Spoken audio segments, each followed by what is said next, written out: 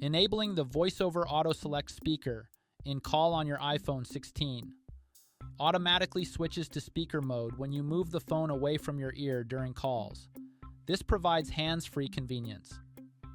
Here's how to access and manage this feature. To get started, go to the home screen and tap on the settings icon.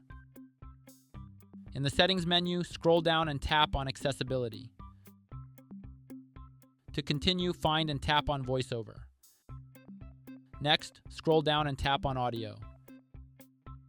In the succeeding menu, find Auto Select Speaker and Call, and then toggle the switch to enable or disable the feature. When enabled, your iPhone will automatically switch to speaker mode when you move the device away from your ear during calls.